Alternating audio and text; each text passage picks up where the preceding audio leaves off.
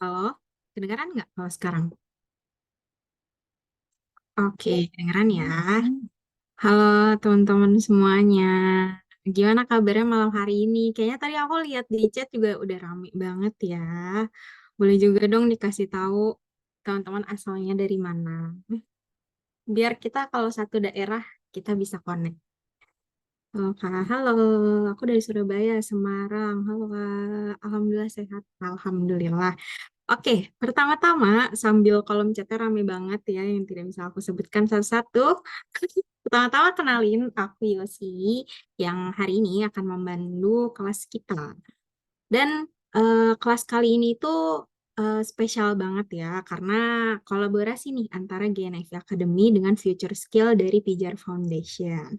Kelas hari ini ya itu adalah rangkaian pertama untuk pelatihan Mastering Content Creation based on Jurnalisme yang materi pembahasannya nanti tentang Creative Writing 101 tentang teknik dasar untuk mulai menulis artikel.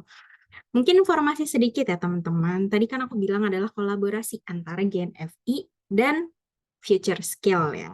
Jadi GNFI itu adalah programnya Good News from Indonesia yang merupakan rangkaian kelas nih berbagai topik seputar jurnalisme, digital marketing, media management, public relation, dan masih banyak lainnya gitu ya sebagai wadah untuk belajar.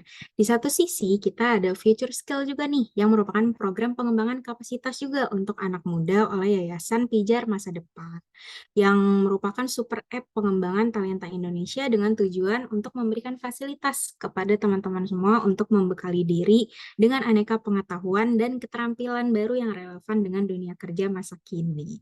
Oke, grup kolom chatnya masih rame banget ya teman-teman, tapi aku harap juga teman-teman perhatiin nih informasi yang mau aku sampaikan. Pertama, aku mau sampaikan tentang rule of games kita pada malam hari ini. Oke, bisa dilihat ya di penayangan. Yang pertama, oke, rules of game. Yang pertama, masih loading ya kalau di aku. Oke, yang pertama, kawan diharapkan untuk mengaktifkan kamera selama acara berlangsung. Jadi aku tadi lihat juga ada beberapa yang udah on cam, jadi teman-teman yang emang memungkinkan untuk on cam, silakan on cam ya. Yang kedua, jangan lupa untuk mematikan suara atau mute selama proses penyampaian materi, karena nanti kalau misalnya mau ngomong ada waktunya ya. Yang ketiga, untuk mengganti username Zoom-nya dengan nama underscore asal. Contohnya Mawar underscore Jakarta. Di sini kayaknya aku udah lihat beberapa teman juga udah ganti ya. Yang keempat, jangan lupa juga untuk yang bisa digunakan virtual background-nya ya, supaya kita seragam. Yang kelima, nanti kalau ingin bertanya ada waktunya dan bisa langsung raise hand. Nah, nanti boleh langsung kasih pertanyaannya atau teman-teman boleh juga tulis di Slido yang linknya ada di tayangan atau nanti juga bakalan dikirim di kolom chat sama admin. Selanjutnya, untuk mendapatkan e-sertifikat, nanti teman-teman wajib untuk isi form presensi di akhir banget ya, di akhir kelas nanti. Oke, next. Ada informasi untuk kalau misalnya nanti teman-teman itu ada salah satu penugasan ya yang harus menulis di website GNFI. Dan tahap pertama untuk menulis di website GNFI itu adalah kita harus buat akun dulu. Cara buat akunnya boleh dilihat di sini. Yang pertama boleh masuk ke website GNFI, nanti isi data diri semua yang ada di situ, cek email teman-teman dan nanti di email bakalan masuk ada tautan aktivasi, tinggal diklik dan bakalan langsung teraktivasi akunnya. Terus nanti kalau buat nulis gimana caranya? Untuk nulis bisa masuk lagi ke dashboardnya GNFI atau ke website, habis itu cari tombol mulai menulis. Kalau misalnya udah, nanti teman-teman bisa tulis artikel sekarang, pilih topiknya, dan jangan lupa juga unggah foto sampulnya ya, biar lebih menarik. Yang keempat, tulis juga sedikit rangkuman artikel teman-teman di bagian intro artikel. Habis itu ketikkan juga yang berkaitan dengan isi artikel yang dipisah dengan tanda koma. Kalau udah selesai, status artikel diatur ke terbit, dan kalau misalnya udah selesai, bisa klik tombol buat baru. Nanti tinggal tunggu aja, artikel teman-teman bakalan diulas sama tim redaksinya GNFI, atau selengkapnya bisa dilihat di bit.ly/pedoman menulis GNFI. Jangan lupa diperhatikan juga kapitalnya ya, teman-teman. Oke, next. Selanjutnya adalah info untuk program Gen FI yang bisa teman-teman ikutin nih. Yang pertama ada tentang pendaftaran lokal kontributor untuk khusus untuk kawan-kawan yang ada di wilayah Jawa Timur dan Sumatera Utara. Jadi ini digunakan untuk menyebarkan kabar baik nih dari kedua daerah tersebut. Informasi lengkapnya bisa dilihat di bit.ly/pedoman garis LC kawan GNFI. Dan untuk daftar nanti bisa teman-teman di bit.ly/LC strip kawan GNFI. Ini terbukanya hanya untuk Sumatera Utara dan Jawa Timur ya teman-teman. Dan syaratnya bisa dilihat di sini. Next. Oke, next benefitnya juga bisa dilihat ya teman-teman, bisa di screenshot. Next, kalau tadi itu cuman terkhusus 2 daerah itu aja, kalau yang ini itu terbuka untuk teman-teman di berbagai daerah. Ada program Local Heroes Development Program Batch 2 di bidang mitigasi kebencanaan. Yang dibukanya itu sampai tanggal 4 Oktober 2023. Itu nantinya akan ada 30 orang terpilih yang akan mendapatkan mentoring eksklusif dari para good mentors untuk menciptakan gerakan solusi di bidang mitigasi kebencanaan dan nanti juga berkesempatan untuk mendapatkan microgrants sebanyak 250 US dollar dan pendaftarannya bisa dilihat di gnfi.id /c/LHDP2. Oke. Nah, ini syaratnya ya teman-teman, bisa di screenshot kalau teman-teman tertarik. Next. Ini benefitnya juga, teman-teman bisa screenshot juga. Next. Yang terakhir adalah informasi tentang, aku ingin mengajak teman-teman untuk membagikan keseruan kita pada malam hari ini ya teman-teman. Nanti bisa di-upload story masing-masing dan jangan lupa juga tag @genfi, @goodsite.id, dan @futureskill.id supaya nanti bisa di-repost sama admin. Oke, tadi itu informasi yang tidak berkaitan dengan kelas ini, tapi penting ya teman-teman. Dan selanjutnya ini adalah info tentang GNFI Academy hari ini. Kita akan membahas tentang Creative Writing 101, teknik dasar untuk mulai menulis, bagi teman-teman yang mungkin mau nulis tapi bingung gitu ya, mulai dari mana, dan apa yang perlu disiapin gitu. Jadi kita malam ini akan membahas tentang pengenalan dulu kita ke jurnalisme, terus nanti ada pembahasan tentang jenis-jenis artikel, cara ngutipnya, terus cara buat kerangkanya, nyusun paragrafnya kayak gimana, dan tips mengatasi hambatan selama menulis. Dan untuk sesi materi dan diskusi kita pada malam hari ini itu akan dibawakan oleh Kak Siti Nur Arifa atau yang biasa disapa Kak Arifa yang merupakan jurnalis dan editorial sekretari di GNFI dan merupakan freelance kreatif dan SEO writer sejak tahun 2021. Sebelumnya, Kak Arifa juga merupakan sosial media associate di PT Metranet di tahun 2009 sampai 2021. Kalau gitu, kita langsung sapa aja Kak Arifa. Halo Kak Arifa, sudah hadir ya di room ini? Halo,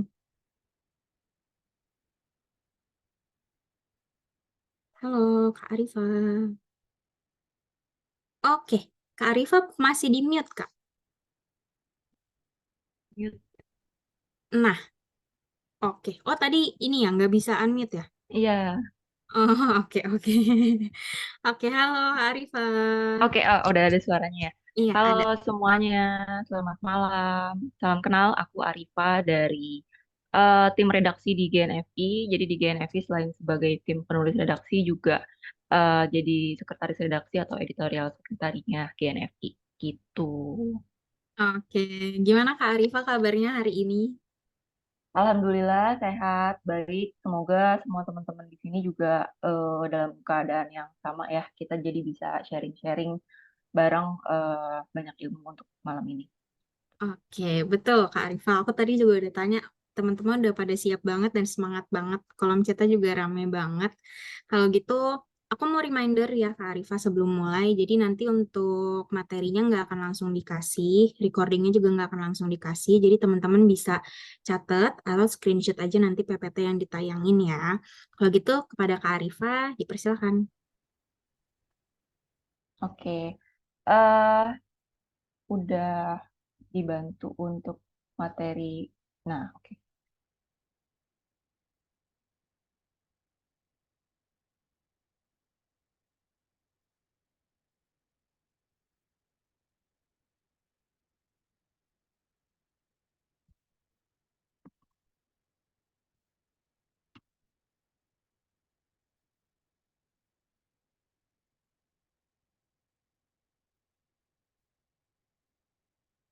Oke, mungkin bisa langsung kita langsung ke aku mau membuka sebelumnya, aku izin membuka lagi. Salam kenal semuanya untuk semua teman-teman. Terima kasih udah meluangkan waktunya untuk belajar bareng malam ini. Kita belajar soal teknik dasar kepenulisan artikel ya sebenarnya. Mungkin di awal nanti akan lebih dulu kita bahas soal apa sih itu tentang dunia jurnalistik ya, jurnalistik, jurnalisme atau jurnalis itu sendiri gitu. Baru setelahnya kita akan secara spesifik membahas mengenai salah satu produk dari bidang jurnalistik itu sendiri, ya ini penulisan artikel gitu. Jadi mungkin untuk 30 atau 50 menit ke depan, semoga teman-teman bisa mendapatkan sedikit atau banyak ilmunya. Jadi apa namanya? Jadi bisa kita sama-sama belajar nanti di sesi tanya jawab juga mungkin ada ya. Oke, langsung aja mungkin langsung ke slide berikutnya untuk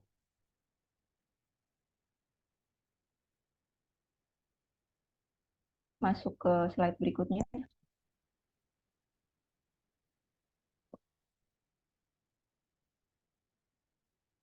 Oh, nggak bisa ini ya. Oke.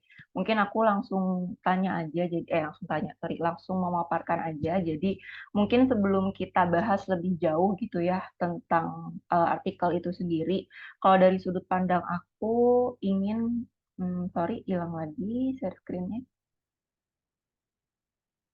Kalau misalkan nggak muncul di itu, di bagian full screen nggak apa-apa, di bagian ini aja. Jadi oke, langsung di sini kalau aku ingin membahas mengenai apa sih yang dimaksud dengan jurnalistik atau jurnalis atau jurnalisme itu sendiri gitu. Sebenarnya kan ini masih satu kesatuan ya, cuman ada tiga istilah berbeda yang sebenarnya masing-masing istilah juga punya eh, pemahaman atau makna yang berbeda sebenarnya, pun masih bersangkutan gitu. Cuman akan ada kalau dalam penggunaan istilah sehari-hari itu sebenarnya penting juga untuk kita pahami bedanya itu apa gitu. Yang pertama itu ada jurnalistiknya itu sendiri gitu. Jurnalistik itu apa sih? Jurnalistik itu ya bisa kita bilang itu ilmunya gitu. Kalau misalkan kita bahas ya misalkan ada linguistik, ada jurnalistik dan lain sebagainya gitu. Jadi itu si jurnalistik itu sendiri ya merupakan bidangnya yang kita tahu selama ini kalau jurnalistik itu berkaitan sama hal-hal yang berhubungan sama pemberitaan, penyebarluasan informasi yang dia butuh teknik-teknik khusus dan lain sebagainya. Nah, itu jurnalistik. Jadi jurnalistik itu bidangnya gitu. Nah, kalau jurnalis ya ini udah pasti udah bisa langsung dipahami sama teman-teman semua kalau jurnalis itu eh, orangnya gitu loh. Jadi orang yang melakukan pekerjaan jurnalistik gitu. Jadi bisa dalam bentuk bisa orang itu disebut reporter, bisa disebut jurnalis. Jurnalis itu sendiri reporter atau jurnalis gitu. Terus kemudian ada jurnalisme. Nah, bedanya apa jurnalisme sama jurnalistik? Kalau jurnalistik itu bidangnya, kalau jurnalisme itu lebih kepada hal-hal yang dikerjakan oleh si apa namanya si jurnalis itu sendiri gitu loh. Jadi kalau berdasarkan pengertian bakunya itu sendiri, kalau jurnalisme itu adalah sebuah proses. Jadi proses atau kegiatan kita dalam mulai dari mengolah, mencari narasumber, menentukan ide atau topik atau isu apa yang mau kita bahas, terus kita meramu apa yang kita dapat, entah itu dalam bentuk tulisan, audio, video, sampai akhirnya si bahan pemberitaan atau bahan informasi itu bisa kita sebarluaskan ke publik atau ke masyarakat lain di berbagai media, entah itu media massa, media sosial, dan lain sebagainya, kayak gitu. Jadi dari sini kita bisa simpulin kalau misalkan jurnalisme dan jurnalistik itu adalah tiga hal yang berbeda. Kalau jurnalis itu orangnya, orang yang mengerjakan pekerjaan jurnalistik, jurnalistik itu adalah bidangnya sendiri, dan jurnalisme adalah prosesnya, proses di mana sebuah pengerjaan atau sebuah pembuatan informasi berita itu dibuat dengan kaidah-kaidah jurnalistik atau jurnalisme gitu. Terus bisa ke slide berikutnya. Oke, nah sama seperti bidang atau profesi lain gitu ya, dalam dalam melakukan suatu pekerjaan atau melakukan suatu apa itu tadi, melakukan suatu pekerjaan yang outputnya nanti akan dihasilkan dan disebarluaskan ke masyarakat, apalagi menyangkut kepentingan orang banyak, itu pasti akan selalu dibutuhkan yang namanya panduan, dibutuhkan tata cara, dibutuhkan pedoman yang kalau dalam dunia profesionalitasnya sendiri itu disebutnya kode etik. Mungkin eh, yang lebih yang lebih lekat gitu ya, Mas, sehari-hari itu kayak misalkan di dunia kedokteran itu kan tenaganya itu tenaga dokter itu sendiri dalam mereka melakukan pekerjaannya, dalam mereka menghadapi pasien dan segala macam itu ada yang namanya kode etik, ada kode etik kedokteran dan sejenisnya gitu. Dan di dunia jurnalistik atau jurnalisme itu pun sama gitu. Kita juga punya kode etik yang harus dipegang dan dijadikan pedoman sama si jurnalis atau reporter itu sendiri gitu. Nah, karena menyangkut hajat atau menyangkut kepentingan orang banyak gitu, sebenarnya hmm, kode etik ini tuh tujuannya itu cuma satu gitu, gimana gimana caranya supaya berita atau informasi yang nantinya kita sampaikan itu bisa bisa tersampaikan dengan baik, dan memang berita-beritanya itu kalau kita bahas tuh yang memang eh, bermanfaat untuk publik itu pertama. Kedua, menyuguhkan atau menyajikan berita yang memang sesuai fakta, sesuai kondisi yang ada di lapangan tanpa adanya campur tangan atau kepentingan-kepentingan pihak tertentu gitu. Jadi sifatnya itu netral gitu. Kemudian kalau ditanya landasan kode etik jurnalis itu apa? Nah, itu tadi mengacu kepada kepentingan publik, karena biasanya itu kan memang dari dulu itu kan jurnalistik itu sendiri menjadi media atau sarana untuk menyuarakan pendapat-pendapat dari masyarakat secara luas yang diwakili lewat adanya si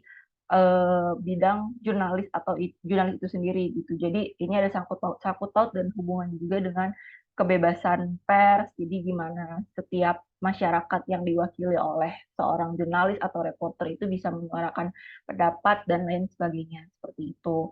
Nah, di kode etik jurnalistik itu sendiri sebenarnya itu ada luas, eh, ada banyak gitu. Maksudnya dari tahun ke tahun, apalagi sejak eh, zaman dulu gitu, ketika kebebasan berpendapat atau kebebasan pers belum seperti sekarang, kode etik itu mengalami banyak perubahan gitu. Tapi sekarang yang terbaru itu sebenarnya kode etik itu kita ada 11 kode etik jurnalis gitu. Sebenarnya di luar ini, oh ya, kalau tadi itu kode etik gitu. Sebenarnya siapa sih yang apa namanya, yang memiliki wewenang atau yang memiliki kuasa dalam tanda kutip untuk menentukan apakah seorang reporter atau seorang jurnalis ini mematuhi kode etik atau melanggar kode etik jurnalis gitu. Kalau di kedokteran mungkin itu ada yang namanya Ikatan Dokter Indonesia gitu. Jadi ada organisasi khusus yang nanti kalau misalkan sewaktu-waktu ada peristiwa apa yang disalahgunakan oleh salah satu orang tertentu gitu, itu nanti mereka yang menentukan kode etik apa yang dilanggar, terus apa penindakannya seperti apa gitu. Nah, kalau di dunia jurnalistik itu pihak yang mengawasinya adalah Dewan Pers. Nah, di Indonesia sendiri Dewan Pers itu sebenarnya ada nggak cuma satu ya, ada beberapa gitu. Ada PWI, ada Persatuan Wartawan Indonesia, ada AJI, Aliansi Jurnalis Independen gitu. Nah, itu mungkin lebih cenderung ke untuk media-media yang dia sifatnya seperti media massa, media cetak, atau media online gitu. Kalau misalkan eh, jurnalis itu kan nggak cuma di media online ya, ada yang di televisi sebagai reporter untuk berita seperti itu. Nah, itu ada lagi, dia ada jurnalis televisi Indonesia namanya. Nah, eh, di jurnalistik itu, jadi Dewan Pers yang berhak menilai atau menentukan seorang reporter atau seorang jurnalis itu dia melanggar kode etik jurnalis atau enggak, atau pekerjaan yang dia lakukan ini sebenarnya udah sesuai dengan kaidah atau kode etik jurnalis atau enggak, seperti itu. Nah, apa aja ya kode etik yang sebenarnya ada di jurnalis itu sebenarnya ada banyak, ada 11 gitu. Dan kalau misalkan misalkan aku jabarkan satu-satu di sini itu akan panjang sekali gitu. Itu ada 11, tapi intinya adalah kode etik ini itu tadi dia tuh untuk menjadi pedoman untuk bagi seorang jurnalis dan pengusaha, bukan pengusaha, sorry, organisasi media itu sendiri soal gimana sih cara yang harus mereka patuhi, cara yang harus mereka jadikan pedoman dalam menyebarluaskan berita gitu, dalam menunjukkan informasi kepada masyarakat yang memang butuh informasi itu gitu. Misalkan kita sorot dari 11 itu, kita sorot ada 5 gitu. Yang pertama, eh, wartawan atau jurnalis Indonesia itu dalam menyajikan berita harus bersikap independen gitu, harus menghasilkan berita yang akurat, berimbang, dan tidak beretikat buruk gitu. Jadi ketika ada suatu isu, misalkan suatu isu taruhlah, misalkan eh, peningkatan atau penurunan ekonomi gitu kayak misalkan, nah itu tuh harus disuguhkan ke masyarakat dalam sudut pandang yang memang netral gitu, tidak memojokkan salah satu pihak gitu, misalkan tidak memojokkan masyarakat atau tidak memojokkan pemerintah, harusnya seperti itu gitu, jadi bersikap independen. Terus yang ketiga, selanjutnya yang harus dipatuhi dalam kode etik itu, wartawan atau jurnalis juga harus menguji informasi gitu, menguji informasi yang mau dia sampaikan ke masyarakat luas. Mengujinya itu dengan cara apa? Yaitu tadi melakukan liputan, melakukan riset atau melakukan pertanyaan ke narasumber-narasumber yang kredibel ketika ingin membahas atau menyajikan suatu topik gitu. Jadi pemberitaannya itu secara berimbang gitu. Terus juga yang pasti tidak menyebarluaskan berita secara bohong, apalagi berita yang berlawanan unsur SARA dan lain sebagainya seperti itu. Terus eh, tidak juga menyinggung suku tertentu, SARA itu tadi gitu. Terus gimana kalau misalkan suatu media atau taruhlah seorang jurnalis atau wartawan itu sendiri udah terlanjur melakukan kesalahan ya, karena yang namanya manusia gitu loh, kita nggak tahu dalam pemberitaan aja misalkan kan pasti akan selalu ada kita terlanjur salah nih dalam menyampaikan pemberitaan. Salah tuh dalam artian mungkin ada miskomunikasi, kesalahan informasi dan lain sebagainya. Itu apa? Nah, dalam kode etik itu diatur. Jadi ketika seorang jurnalis atau wartawan apa namanya melakukan kesalahan dalam menyampaikan suatu berita, saat itu juga harus secepat mungkin berita yang udah disampaikan itu kalau kita bilang di take down gitu. Jadi harus harus di apa namanya di unpublish atau ditarik dari peredaran. Terus nggak berhenti sampai di situ aja, tapi dalam dalam hal ini ketika kesalahan terjadi setelah melakukan apa namanya kesalahan itu, maksudnya diperbaiki artikelnya, misalkan artikel gitu ya, di unpublish atau diedit atau disunting dan segala macam, dari pihak keredaksian, mulai dari penulis sampai pemimpin redaksi dan apa namanya si medianya itu sendiri wajib untuk menyatakan permintaan maaf dan lain sebagainya gitu. Contohnya kalau misalkan di media-media teman-teman mungkin suka eh, pernah membaca gitu satu atau dua kali ada terlanjur tulisan artikel yang menyebabkan miskomunikasi sampai akhirnya isi artikel itu sendiri ternyata disunting gitu, entah itu isinya atau judulnya. Biasanya di bawah artikelnya itu suka ada tulisan keterangan gitu. Artikel ini telah disunting karena ada kesalahan dalam hal kutipan narasumber atau dalam hal penyajian informasi dan lain sebagainya. Baru nanti disambung dengan kami selaku media, baik penulis dan jajaran redaksi menyampaikan permintaan maaf dan lain sebagainya. Nah, itu yang termasuk salah satu dari beberapa kode etik yang harus dipatuhi oleh teman-teman jurnalis atau reporter di bidang jurnalistik di Indonesia kayak gitu. Terus eh, mungkin bisa langsung ke slide berikutnya.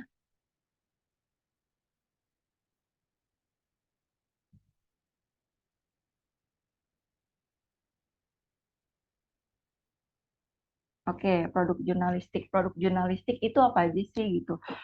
salah satunya itu ya, tadi yang mau kita bahas mungkin itu terakhir ya itu artikel gitu. Tapi sebenarnya produk jurnalistik itu luas ya, nggak cuma artikel karena kan medianya bukan cuma media cetak atau kalau sekarang mungkin media cetak udah nggak terlalu ini ya media online gitu. Jadi produknya itu nggak cuma artikel. Kalau produk jurnalistik itu ada surat kabar. Surat kabar itu ya kalau kita ini koran lah, koran yang terbit secara harian gitu. Terus ada juga tabloid, majalah, bulletin, radio, televisi. Kalau televisi itu biasanya ya tayangan berita pagi atau berita yang tayang misalkan eh, berita apa di pagi hari, terus ada di siang hari, ada lagi di sore hari gitu. Dan terakhir itu media online yang sekarang itu memang eh, menjamur atau dalam tanda kutip tabloid-tabloid atau surat kabar yang tadinya media cetak pun beralih ke media online ini gitu.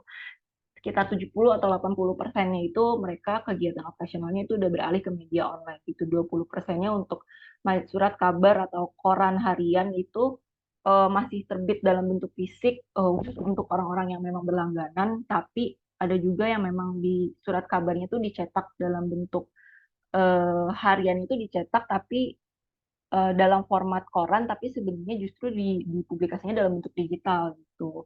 Itu ada. Nah, produk jurnalistiknya itu apa aja sih gitu. Sebenarnya kalau ngebahas produk jurnalistiknya, artikel itu tadi salah satunya gitu. Yang kalau secara luas itu yang pertama itu ada berita berita langsung. Nah, yang pertama itu ada berita langsung. Berita langsung itu apa? Berita langsung itu atau dalam kata lain straight news itu ketika jurnalis atau reporter memberitakan secara langsung gitu. Misalkan ada peristiwa kebakaran nih, kebakaran atau misalkan ada peristiwa pencurian atau misalkan apa hal-hal yang memang dalam aktivitas sehari-hari itu memang kegiatan itu tuh memang perlu dilaporkan secara real time gitu pada waktu itu juga gitu. Itu namanya kadang breaking news, break news gitu dan penyampaian informasinya pun kadang lebih lebih apa ya lebih singkat karena memang yang dikejar itu bukan apa namanya bukan pemberitaan secara keseluruhan tapi lebih kepada update kalau oh ini di detik ini atau di menit ini di saat ini juga baru aja ada kejadian misalkan entah itu kebakaran atau misalkan bencana taruhlah tsunami gempa bumi dan lain sebagainya itu berita langsung di mana penyajiannya itu ya bisa dalam bentuk pemberitaan di media televisi atau di radio atau di media cetak dalam bentuk artikel. Nah, itu produk jurnalistiknya gitu. Kemudian ada berita menyeluruh gitu. Jadi berbeda dari straight news itu sendiri, kalau berita menyeluruh ini dia lebih ke eh, lebih dalam lagi gitu. Berita menyeluruh atau berita mendalam itu dia mulai dibahas. Jadi misalkan taruh lagi nih dalam eh misalkan 1 jam lalu gitu ya kejadian gempa bumi misalkan. Nah, ketika semua media entah itu media cetak, media online dan lain sebagainya melakukan pemberitaan, nah berita itu yang disebut produk jurnalistik straight news gitu. Jadi diberitakan saat itu juga gitu. Nah, setelahnya ketika pemberitaan itu mungkin ya udah kejadian gempa buminya itu kan udah terjadi misalkan 1 atau 2 jam yang lalu. Nah, setelahnya itu tetap ada pemberitaan tapi pemberitaannya itu bukan yang memang harus bersifat eh, cepat dan ringkas untuk dilaporkan gitu. Itu jadi jurnalis atau wartawan itu mulai menggali informasi-informasi sampingan yang memang penting untuk diberitakan gitu. Misalnya setelah gempa kan kita nggak bisa langsung tahu gitu. Maksudnya eh, berapa banyak korban yang terdampak atau kerugiannya seperti apa gitu. Terus apa faktor-faktor gempa itu terjadi gara-gara apa gitu. Nah, dalam 1 atau 2 jam ke depan itu biasanya mulai apa wartawan atau jurnalis ini tuh mulai melaporkan gitu berita-berita yang lebih detail, yang lebih depth, yang lebih komprehensif, eh, termasuk apa namanya penanggulangan bencananya itu seperti apa kayak gitu. Nah itu eh, jadi produk jurnalistik lanjutan dari si apa straight news tadi. Gitu.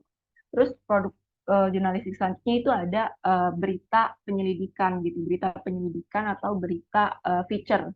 Berita penyelidikan itu investigasi lebih kepada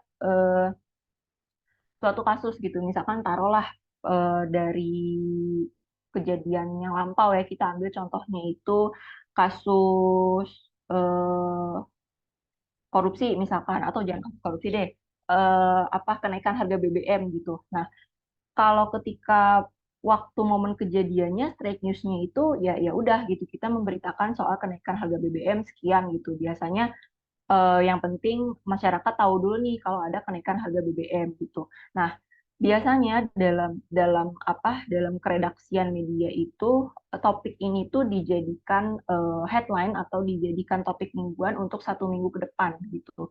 Nah, itu tuh kita di mulai biasanya ada 2 atau 3 orang reporter yang dia itu ditugaskan untuk melakukan pengerjaan secara lebih mendalam atau investigasi. Jadi dia membuat informasi artikel itu nanti bukan cuma sebatas soal kenaikan BBM-nya aja, tapi dia juga ditugaskan untuk mencari tahu nih pendapat dari masyarakat itu seperti apa, terus latar belakang si kenaikan harga BBM itu kenapa, terus dia juga harus minta pendapat dari pengamat kebijakan publik dan lain sebagainya gitu. Jadi kenapa disebut investigasi? Karena memang berita yang disuguhkan itu lebih mendalam, nggak cuman mencakup oh ya udah pemberian apa berita BBM naik itu enggak, tapi harus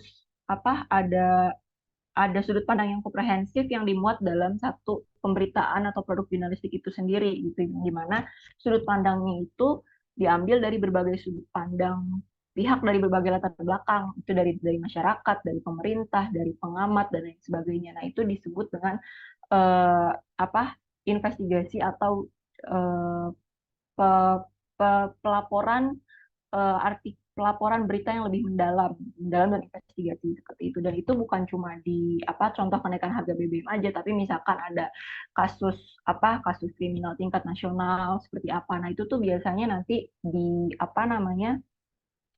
di diteliti lebih dalam lagi, diolah lebih dalam lagi, dan itu yang nantinya akan disuguhkan ke publik seperti itu.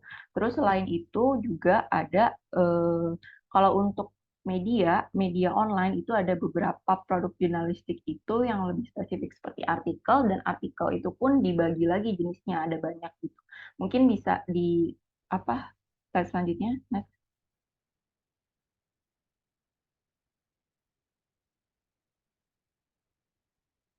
Nah, ini dia jenis-jenis artikel gitu. Jadi kalau artikel itu kan tadi salah satu produk jurnalistik ya. Produk jurnalistiknya itu sendiri kan tadi ada banyak, ada dalam bentuk video, ada dalam bentuk eh, eh, video investigasi, terus video laporan mendalam atau dalam bentuk laporan foto dan lain sebagainya. Dan yang terakhir itu ada artikel. Artikel ini jadi salah satu produk jurnalistik yang paling eh, bukan sederhana proses pembuatannya, tapi bisa lebih dibuat lebih simpel ketimbang kalau kita terjun langsung ke lapangan terus bikin laporan berita yang lebih mendetail, mendalam dan komprehensif gitu. Karena itu biasanya kalau laporan mendalam itu nggak cuma artikel outputnya, ada video juga, ada misalkan laporan langsung dalam bentuk tayangan di televisi gitu. Nah, kalau artikel ini jadi salah satu produk jurnalistik yang sekarang ini ya masih tetap banyak diandalkan sama berbagai media gitu. Nah, itu tadi jenisnya. Kalau artikel itu bisa dalam bentuk berita langsung. Jadi yang tadi itu artikel berita langsung itu bisa langsung dipublikasi di media, entah itu media online dan lain sebagainya. Terus ada berita menyeluruh. Berita menyeluruh itu lanjutan dari si fake news atau breaking news itu sendiri, comprehensive news, kemudian ada laporan investigasi, kemudian ada artikel yang dalam format bercerita atau feature. Nah, kalau feature ini bukan nggak selalu berhubungan dengan isu-isu yang memang lagi happening atau lagi panas, isu-isu, maksudnya isu-isu ekonomi, sosial, politik dan lain sebagainya gitu. Kalau feature itu dia juga menyangkut ke artikel-artikel dengan tema misalkan humaniora, tentang alam, lingkungan dan lain sebagainya. Intinya kalau artikel feature itu lebih ke dibuat untuk menggugah sisi-sisi humanis gitu. Jadi kalau kita pengen bikin tulisan yang memang khusus orang-orang suka baca tulisan-tulisan yang lebih detail nih soal gimana sih suatu fenomena itu bisa terjadi gitu, kayak gitu. Terus Yang selanjutnya ada artikel berita gambar itu tadi. Jadi kalau gambar ini lebih kepada foto-foto pendukung sih sebenarnya. Biasanya di media online itu ada kolom atau kalau kita sebutnya kanal yang memang dikhususkan untuk menempatkan foto-foto dari suatu isu. Misalkan lagi ada kayak kemarin KTT ASEAN nih, pembahasannya itu di artikel, tapi biasanya dibuat juga kompilasi dari foto-foto, misalkan momen-momen saat kedatangan pemimpin negara apa datang, misalkan dari Singapura, Vietnam, eh, dan lain sebagainya gitu. Nah itu dikompilasi dalam sebuah foto. Biasanya pun nggak cuma foto aja gitu, walau di bawah fotonya itu kita taruh apa deskripsi atau penjelasan foto itu tuh dijelasin momen apa gitu. Tapi nggak sekompleks artikel karena memang yang ditonjolkan adalah fotonya itu sendiri gitu.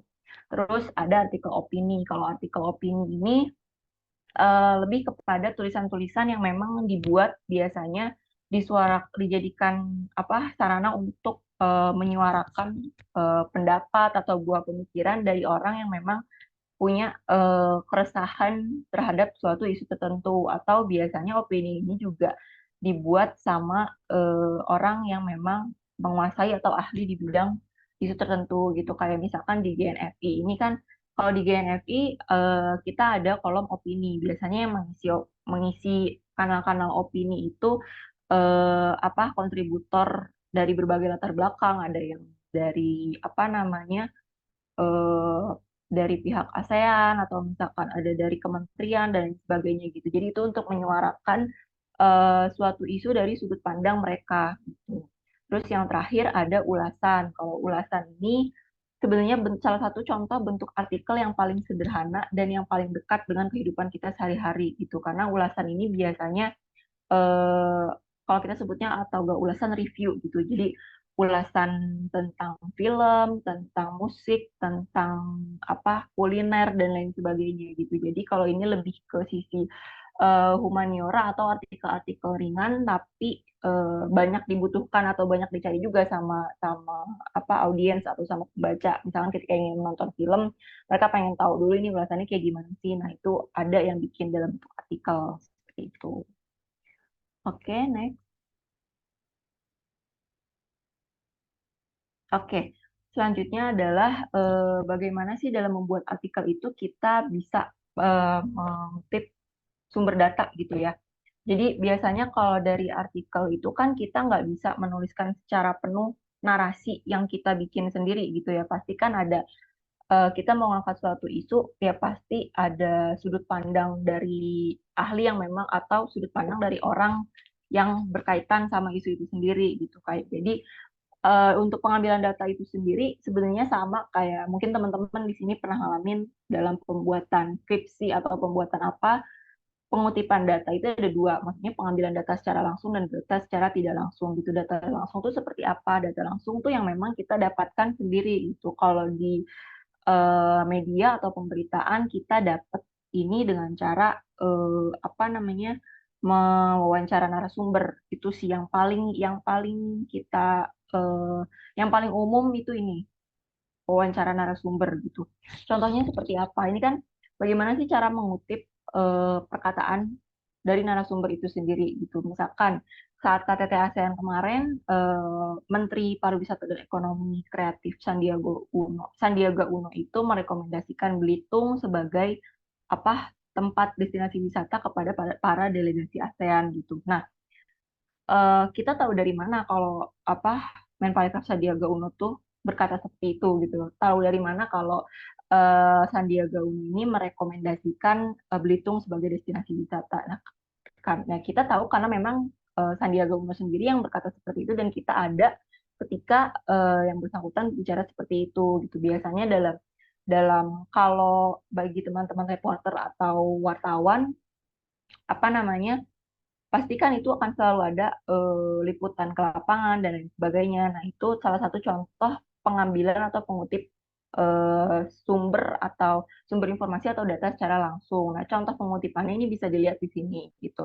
Jadi biasanya kalau untuk mengutip ya udah pasti kita jelaskan dulu siapa yang berbicara, terus di mana narasumber tersebut berbicara dan kapan pernyataan tersebut dikeluarkan gitu. Kayak misalkan ini Menparekraf Sandiaga dalam acara World Tourism Day Golf Geopark Challenge. Berarti kan udah jelas kan siapa yang berbicaranya, terus di mana, terus kapannya. Itu ada Sabtu 2 September 2023 itu. Terus dia itu merekomendasikan nih apa destinasi wisata Belitung ke delegasi ASEAN. Nah, di situ dimasukin kutipannya, baru di akhir kita sertakan kalimat penjelas lagi. Jadi Menparekraf Sandiaga dalam acara World Tourism Day Golf Geopark Challenge di Black Rock Golf Club Tanjung Pandang, Sabtu, tanggal sekian, menyampaikan Belitung memiliki destinasi wisata yang indah dan kualitas udara yang bagus. Nah, itu kutipannya dimasukin. Jadi memang dia sendiri yang berkata seperti itu dan memang kita yang langsung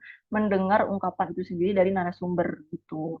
Nah, terus ada juga data kan yang diungkapkan sama si Pak Menparekraf ini gitu. Dia mengungkapkan kalau berkat KTT ASEAN ini okupansi hotel di Jakarta terutama itu udah mencapai 60%. Nah, itu kan 60% itu kan udah termasuk data kan. Mungkin informasi pentingnya tuh gini.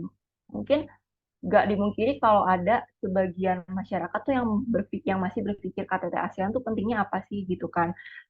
Dampaknya tuh apa gitu. Tapi dengan adanya ungkapan dari Menparekraf ini dia bilang kalau dengan adanya KTT ASEAN, dengan adanya tamu-tamu yang datang itu tuh berpengaruh loh ke lapangan pekerjaan di mana okupansi atau tingkat ke pengisian hotel, tingkat apa pemenuhan kamar hotel di Jakarta itu udah sampai ada di atas 60%, otomatis itu kan yang terdampak pasti tenaga kerja perhotelan dan lain sebagainya kayak gitu. Nah, ini salah satu contoh dari mengutip sumber data atau informasi secara langsung. Kalau mengutip sumber data atau informasi secara tidak langsung itu bagaimana? Mungkin bisa slide selanjutnya. Nah, mengutip sumber data secara tidak langsung itu seperti ini. Biasanya kalau sumber data secara tidak langsung itu secara spesifik memang data-data yang berkaitan dengan angka gitu. Kita dalam membuat suatu artikel atau suatu pemberitaan, suatu isu pembahasan informasi itu pasti butuh yang namanya latar belakang gitu loh. Kita mau bahas kenapa sih apa namanya saat misalkan kemarin Idul Adha nih, berapa banyak sih sebenarnya angka apa hewan kurban yang selama ini tuh banyak di apa dipotong atau disembelih ketika momen Idul Adha di Indonesia gitu, atau seberapa banyak sih sebenarnya daerah mana sih di Indonesia yang dia itu dikenal sebagai daerah eh, produsen atau peternak sapi terbesar di Indonesia gitu. Nah, ini biasanya kita ambil dari instansi atau dari lembaga atau pihak ketiga yang memang kredibel gitu. Salah satunya BPS atau Badan Pusat Statistik. Nggak cuman GNFI aja, sebenarnya hampir semua media di Indonesia pun atau pemberitaan apapun yang memang dia pengen apa namanya menyuguhkan informasi yang berbasis data itu pasti salah satu sumber acuannya ya pasti BPS gitu. Walau sebenarnya nggak selalu BPS, kita juga kalau misalkan untuk apa isu atau topik-topik yang lebih ringan gitu, misalkan kita mau bahas soal kayak gimana sih apa namanya hmm, negara dengan kunjungan wisatawan terbanyak di dunia gitu. Nah, itu tuh kita bisa ambil dari lembaga yang memang biasa mengambil data survei kayak misalkan eh, apa namanya eh, travel travel situs-situs travel dunia atau misalkan yang memang mereka biasa melakukan survei kayak gitu. Nah, di sini bisa dilihat ini contohnya gitu. Menurut data Badan Pusat Statistik, ini contoh data yang tidak langsung ya, karena kan kita nggak ngutip perkataan, nggak ada perkataan orang yang kita kutip gitu. Kita cuma mengambil data yang memang udah dibuat sama si BPS ini sendiri gitu.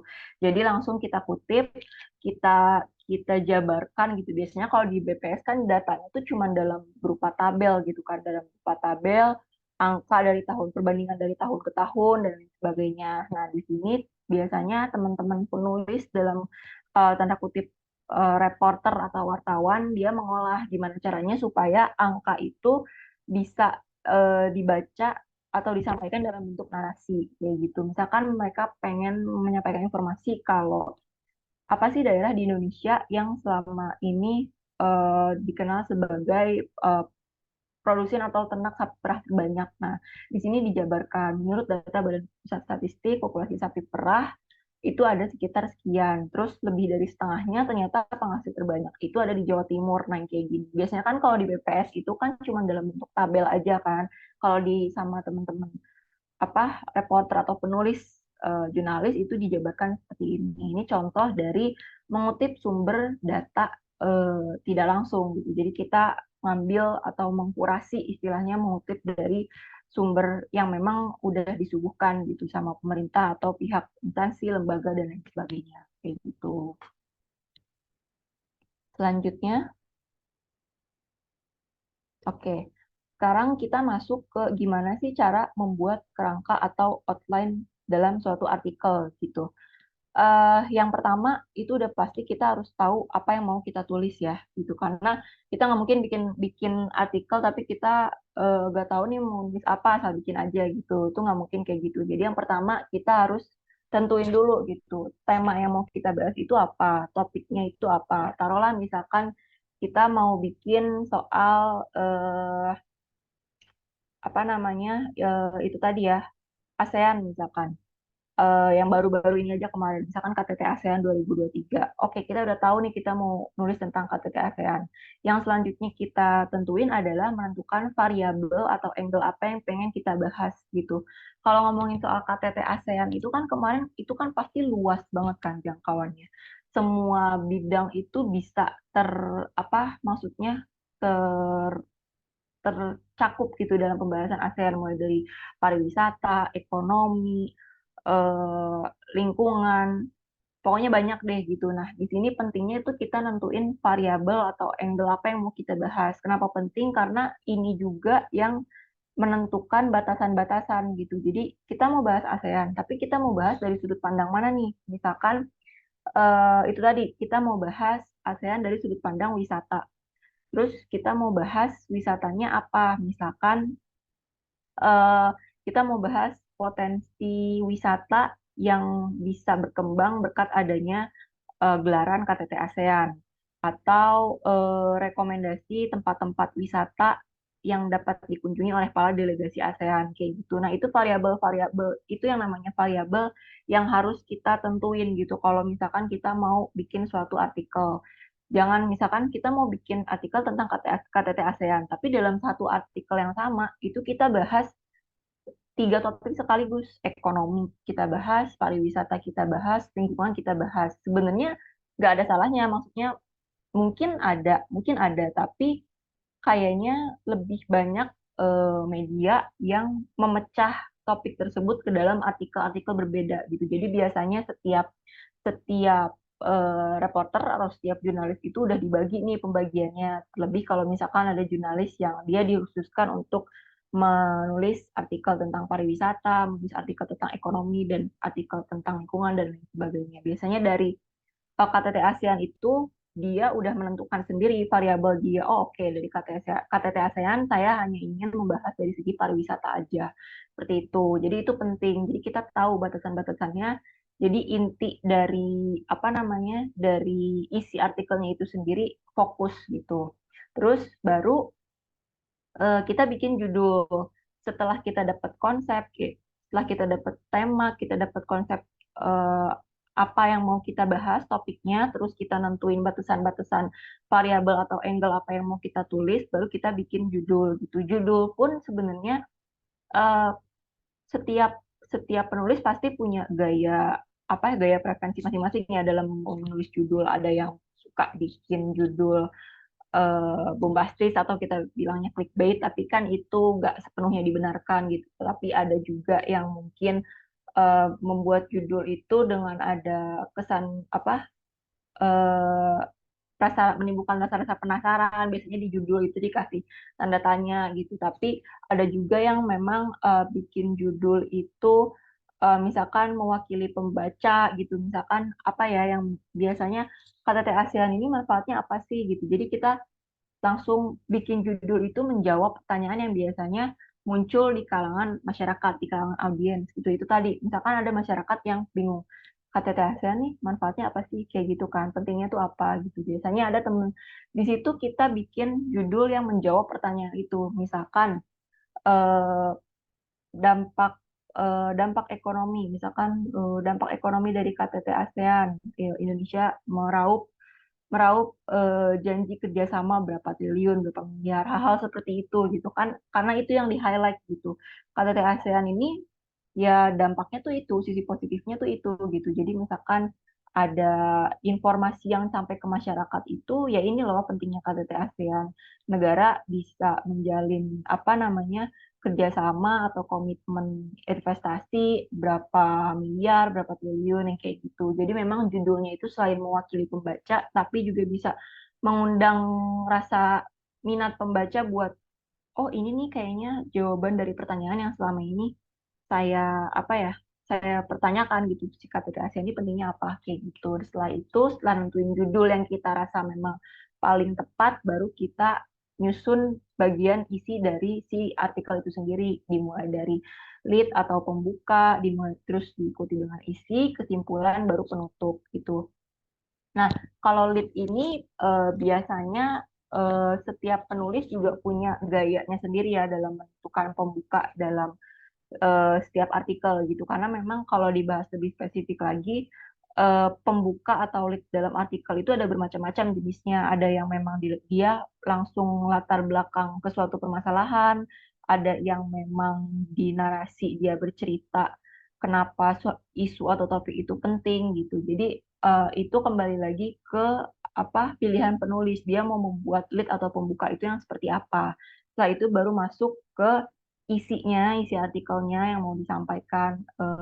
Terus setelah itu baru di kesimpulan, kesimpulan dari artikel yang dia buat itu apa gitu, baru di penutup. Biasanya kalau ada apa penulis-penulis yang udah apa punya punya punya rasa pengen menimbulkan kalau si pembaca tuh penasaran gitu sama artikel lanjutan yang mau dia buat gitu. Biasanya di bagian penutup ini suka dia kasih punchline atau dikasih apa ya kalimat yang justru menggantung gitu yang mungkin menimbulkan rasa penasaran si pembaca kalau si penulis ini bakal membuat artikel lanjutan yang memang berhubungan salah satunya dengan KTT ASEAN itu tadi kayak gitu.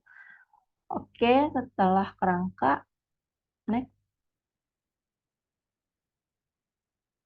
Oke, gimana sih cara membuat paragraf yang yang baik gitu, yang saling berkaitan? Karena ini salah satu biasanya ini salah satu hal yang jadi apa namanya eh, kendala juga nih bagi penulis gitu ya. Karena biasanya suka bingung uh, ketika mau bikin artikel itu antara satu paragraf dengan paragraf lain tuh kadang nyambunginnya tuh suka ini kayaknya nggak nyambung deh kayak gitu. Nah, yang bentar, yang pertama itu udah pasti ada empat hal yang sebenarnya perlu diperhatiin dalam dalam apa namanya bikin suatu uh, tulisan atau suatu paragraf dalam artikel itu bisa jadi tulisan yang kita bacanya tuh enak gitu loh.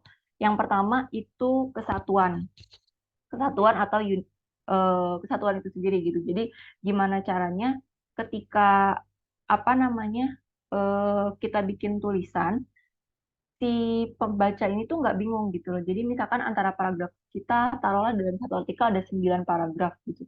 Tapi antara paragraf 1 sampai paragraf 9 itu tuh kaitannya tuh sebenarnya nggak ada gitu loh. Kayak misalkan kita fokusnya itu pengen bahas itu tadi soal taruhlah KTT ASEAN. Kita mau bahas soal pariwisata, tapi kok tiba-tiba makin akhir kok jadi jatuhnya jadi membahas lingkungan gitu. Nah, itu tadi itu yang bikin kenapa sekarang itu banyak kenapa kalau misalkan ada satu isu atau satu topik itu kadang bisa dipecah jadi banyak artikel dari banyak kanal dan dari banyak sudut pandang ya karena itu tadi gitu. Karena kesannya akan terasa gak nyambung dan kurang apa ya? Kurang fokus gitu karena dalam satu artikel tuh kita terlalu banyak membahas subtopik kayak gitu. Jadi awalnya bahas tentang pariwisata, terus terakhir-terakhir lingkungan, apalagi kalau udah disatuin sama ekonomi yang apa namanya udah menyangkut misalkan investasi angka uang miliaran itu kan fokusnya jadi banyak gitu. Jadi itu pentingnya kesatuan. Jadi ada baiknya memang fokus di satu topik kayak gitu. Terus yang kedua ada apa kepaduan. Kepaduan ini maksudnya adalah kita itu antara satu paragraf dengan paragraf yang lain itu harus ada apa namanya kalimat penghubung. Kayak misalkan eh, dalam dalam satu paragraf kalau teman-teman suka perhatiin misalkan eh kita bergeser dari KTT ASEAN contohnya misalkan dari kita bikin artikel tentang kunjungan wisata gitu ya. Kunjungan wisata ke apa namanya sebuah pantai ibaratnya. Kita mau nulis artikel tentang destinasi wisata rekomendasi ke pantai, taruhlah pantai Lovina misalkan. Misalkan di Bali itu ada apa namanya satu pantai Lovina di mana pengunjungnya itu bisa menyaksikan atraksi lumba-lumba langsung di tengah laut gitu. Nah, kita itu kan pasti dari awal sampai akhir pasti akan menjelaskan dong, maksudnya gimana gimana caranya apa namanya bisa datang ke Pantai Lovina, terus apa aja step-stepnya kalau mau nyoba langsung berwisata gitu. Nah, itu tuh perlu ada kalimat-kalimat penghubung, misalkan dari awal, misalkan untuk bisa dapat sampai di Pantai Lovina, Anda perlu melakukan perjalanan sekitar perjalanan berdurasi sekitar 2 jam dengan menggunakan kendaraan yang sudah disewa dari masyarakat tempat. Kemudian, nah kalimat penghubung kemudian itu yang kita sebut sebagai paduan. Jadi misalkan antara satu paragraf dengan paragraf lain itu jadi pembaca bisa oh iya ya, jadi ini tuh ada hubungannya gitu. Beberapa kata yang biasanya dijadikan eh, sebagai kepaduan itu biasanya kemudian, oleh karena itu, sebab itu, dan lain sebagainya. Itu tuh hal-hal yang umum digunakan dalam penulisan suatu artikel gitu. Biasanya kalau kalau ada penulis yang nggak memakai kata-kata penghubung itu, cuman mungkin kesan membacanya itu akan jadi apa ya, jadi berbeda aja gitu, entah itu kurang nyaman dan lain sebagainya gitu. Karena biasanya pembaca jadi nggak nggak menyadari oh kalau ini ternyata masih berhubungan sama paragraf yang sebelumnya kayak gitu. Terus selanjutnya ada kelengkapan. Kelengkapannya itu tadi penjelasan kayak misalkan kita mau ngasih tahu nih ke apa namanya ke pembaca destinasi wisata Pantai Lovina di Bali, tapi kita nggak menjabarkan misalkan gimana caranya untuk bisa sampai ke tempat itu, atau misalkan berapa tarif yang perlu kita keluarkan untuk bisa menikmati aktivitas wisata itu, terus eh, kita juga nggak dikasih tahu kayak misalkan pantai itu sebenarnya lokasinya ada di mana kayak gitu. Nah, itu pentingnya kelengkapan itu di situ mulai dari apa namanya kalau kita sebut dalam penulisan artikelnya yaitu eh, 5W1H, what, when, why, where, who, sama how gitu kan. Jadi memang semuanya itu harus dituliskan dari A sampai Z itu informasinya pembaca itu harus tahu gitu. Nah. Dan yang terakhir ini ada urutan. Urutan itu tadi. Jadi dari awal kita harus dijelasin nih, misalkan apa sih yang mau kita ulik, itu tadi Pantai Lovina. Terus apa yang unik dari Pantai Lovina? Oh ada atraksi, apa namanya, lumba-lumba di tengah laut gitu kan. Gak mungkin kita nulis tanpa urutan, kita nggak ngejelasin di awal nih, kalau misalkan itu tempat wisata Pantai Lovina, tahu-tahu kita udah bikin cara menuju ke Pantai Lovina karena itu kan nggak mungkin gitu kan pasti kita pembaca tuh kenapa tiba-tiba kita dikasih tahu cara menuju Pantai Lovina sementara kita nggak dikasih tahu Pantai Lovina itu apa daya tariknya itu apa seperti itu jadi ini adalah salah empat empat poin yang penting yang harus diperhatikan ketika membuat artikel terutama ketika mau menyusun paragraf ya yang pertama itu kesatuan jadi berhubungan gitu dalam satu artikel tuh fokusnya nggak terlalu terpecah biar nggak terlalu pusing terus kepaduan atau kalimat penghubung antar paragraf satu paragraf 2 sampai paragraf seterusnya terus penjelasannya itu harus lengkap yaitu tadi 5W1H itu penting dan yang terakhir itu urutannya itu sendiri gitu jadi harus dari awal kita harus kasih tahu apa yang mau kita bahas baru informasi-informasi lanjutannya gitu. Next. Oke, terakhir tips menghadapi hambatan menulis gitu. Sebenarnya kalau ini tips menghadapi hambatan penulis itu yang pertama kita harus memulai penulisan dengan awal yang tepat. Maksud penulisan dengan awal yang tepat itu apa? Itu tadi kita harus bikin yang namanya kerangka atau outline. Kenapa harus ada kerangka atau outline? Karena biar kita tahu pertama itu apa yang mau tulis. Karena ini berdasarkan pengalaman pribadi ya. Misalkan hambatan menulis ketika menulis sebenarnya hal yang paling susah itu emang menentukan tema. Pertama menentukan tema, kedua itu nentuin variabel apa yang mau kita bahas gitu. Karena kalau misalkan kita langsung nulis tanpa tanpa tahu batasan-batasannya, misalkan tanpa tahu apa aja yang mau itu ya apa aja yang mau kita bahas itu pasti kita bakal bingung karena fokus kita tuh nggak nggak kita nggak punya satu fokus gitu. Fokus kita tuh akan terpecah gitu loh.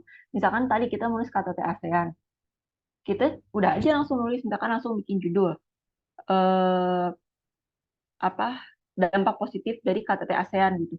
Tapi kita nggak nentuin angle atau nggak nentuin variabel nih dampak positifnya dari sisi apa? Dari sisi pariwisata kah? Dari sisi ekonomikah? Dari sisi pelestarian lingkungan, misalkan ada komitmen apa penanganan krisis iklim kah? Nah itu tuh nggak kita tentuin di awal gitu. Nah karena itu penting buat kita nentuin hal-hal seperti itu di awal gitu. Kalau kita udah bikin kerangka secara jelas, kalau berdasarkan pengalaman pribadi yang aku alami, itu biasanya kalau udah ada kerangka, misalnya kita udah bikin judul, udah bikin kerangka, judul, terus udah bikin misalkan subjudul, variabel batasan-batasan, itu selanjutnya tuh bakal mengalir sendiri gitu, karena kita tahu apa yang mau dibahas dan itu tuh udah terbayang di kepala gitu. Terus yang kedua, banyak membaca. Kenapa harus banyak membaca? Padahal kita mau nulis gitu.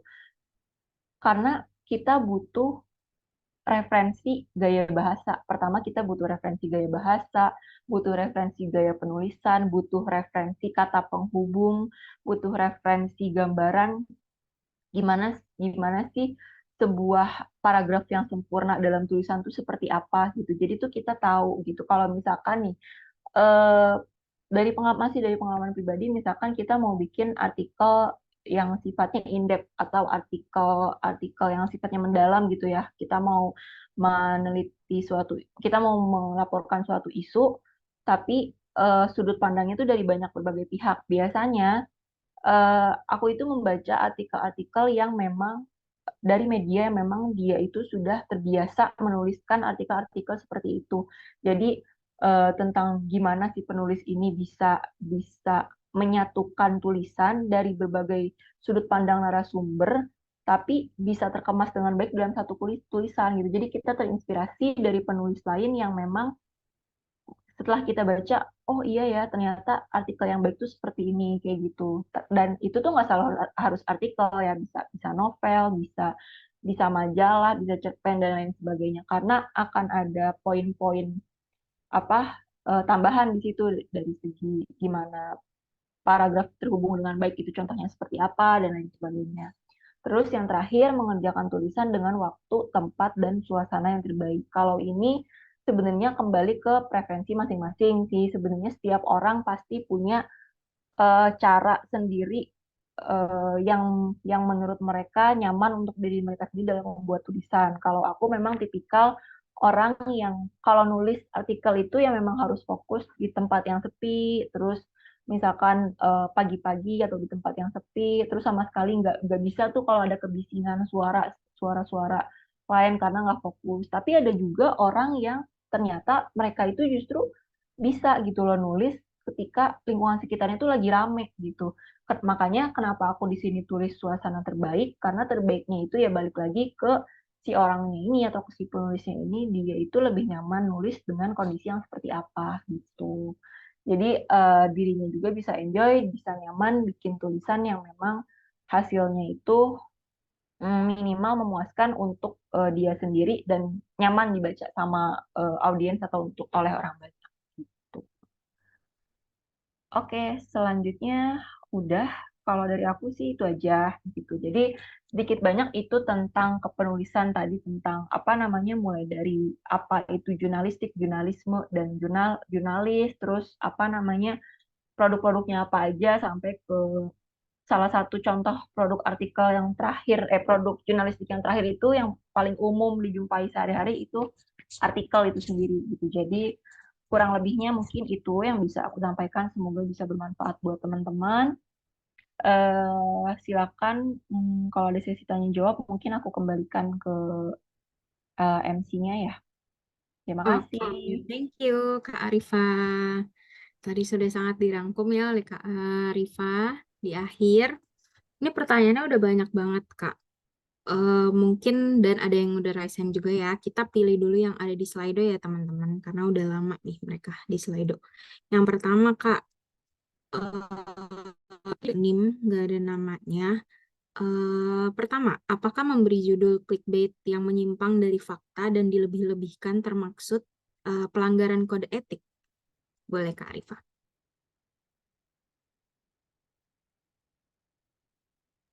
Oke, ini yang mau aku bahas, yang mau aku jawab. Sebenarnya ini termasuk salah satu hal yang memang apa ya, kalau kita bilang jadi ironi ya, maksudnya gini loh, maksudnya ya memang eh, yang namanya peraturan ya, kode etiknya ya memang nggak boleh ya seperti itu. Maksudnya apalagi kan tadi yang di highlight tidak sesuai dengan fakta atau tidak sesuai dengan lapangan, karena itu kan jatuhnya udah berita bohong atau jatuhnya udah hoax gitu. Jadi ya memang sebenarnya itu tidak dibenarkan gitu. Tapi kan kenyataannya yang selama ini yang seperti itu justru ya memang tetap aja dan tetap ada dan akan selalu ada gitu. Karena apa? Karena yang dicari memang orientasinya ya itu tadi, audiens, terus keuntungan yang memang didatangkan dari traffic gitu. Jadi apapun dilakukan untuk apa namanya, ya menjaring pembaca gitu. Karena kan biasanya kalau judul-judul clickbait seperti itu kan dibuat tujuannya untuk apa sih? Paling juga untuk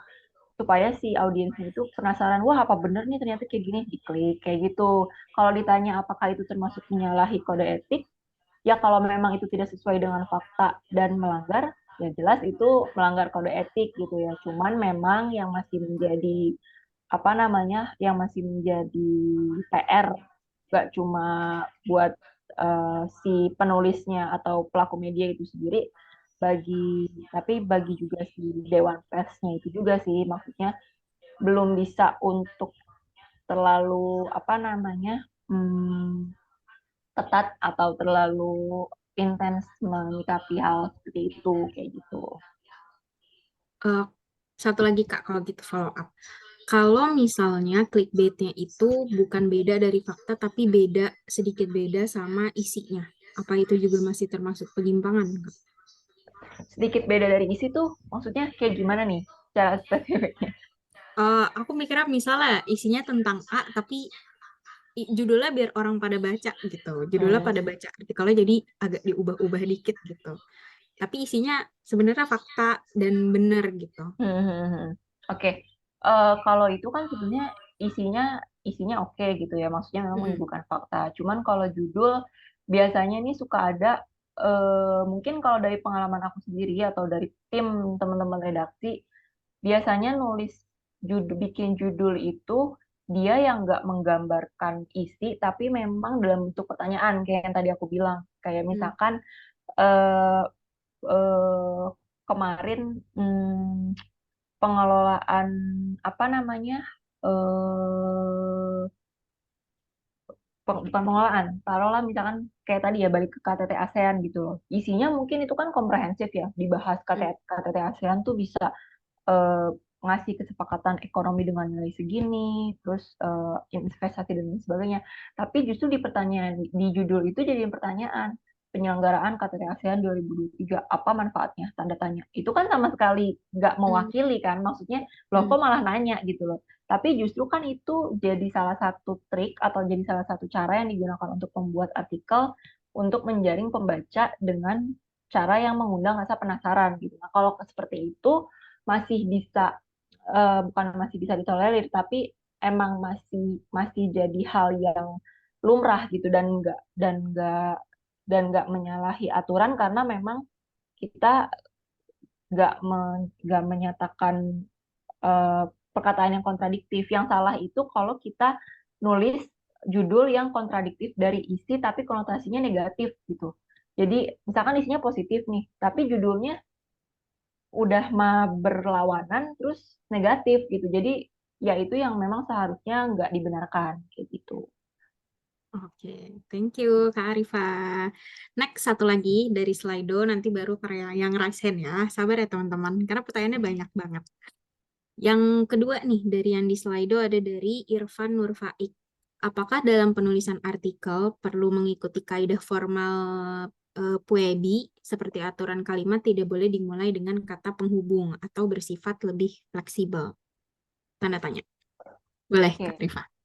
Oke, gini, kalau soal Webi sebenarnya artikel-artikel yang sifatnya formal ya, itu tadi kayak misalkan apa namanya straight news, breaking news, kalau artikel-artikel yang memang formatnya itu berita gitu loh, berita yang memang yang ya sifatnya formal, berita melaporkan kejadian apa namanya bencana atau apa peristiwa-peristiwa nasional yang memang dia sifatnya formal lah gitu. Itu memang harus dengan kaidah WEBI, pokoknya penulisannya itu memang harus sesuai gitu dengan tata bahasa kebahasaan WEBI dan sebagainya.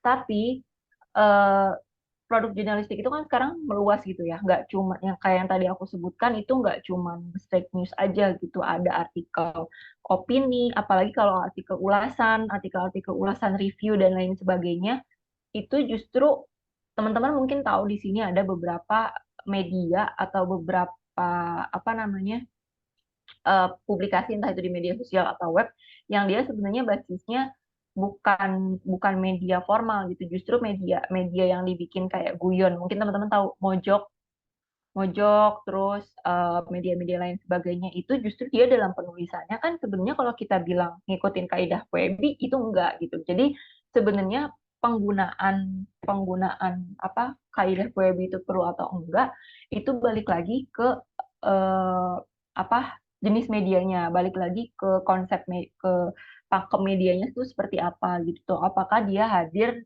eh, apakah dia hadir di depan di tengah masyarakat itu sebagai media yang memang ya udah media formal pemberitaan pemberitaan formal breaking news dan lain sebagainya ya udah oke gitu. Tapi kalau misalkan biasanya justru ada media-media yang dia khusus untuk pemberitaan-pemberitaan, bukan pemberitaan maksudnya informasi artikel ulasan dan lain sebagainya. Ibaratnya lebih ringan lah gitu, lebih ke lifestyle dan lain sebagainya, itu mungkin hal-hal seperti itu udah dikesampingkan gitu kayak gitu. Jadi disesuaikan sama kondisi. Oke, thank you Kak Arifa. Nih kita ke yang raise hand. Boleh yang pertama ada Muhammad Al-Farisi, silahkan. Suaraku udah kedengeran belum, Kak? Kedengeran, mantap. Aman.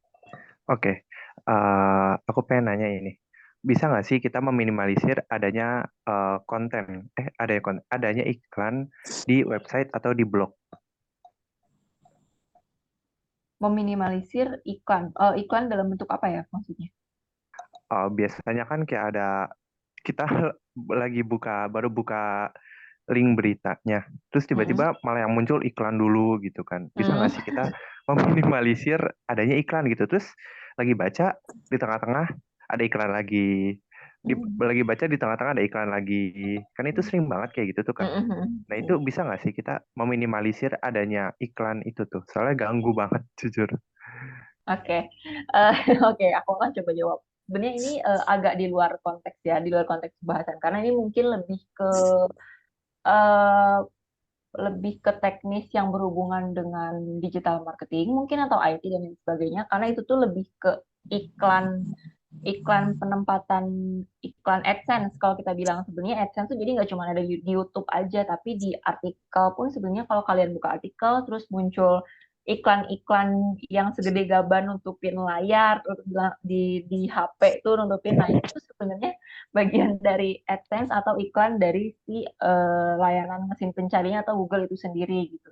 Jadi se mohon maaf ini aku jawab karena se apa sepengetahuan aku karena itu bukan bidang aku.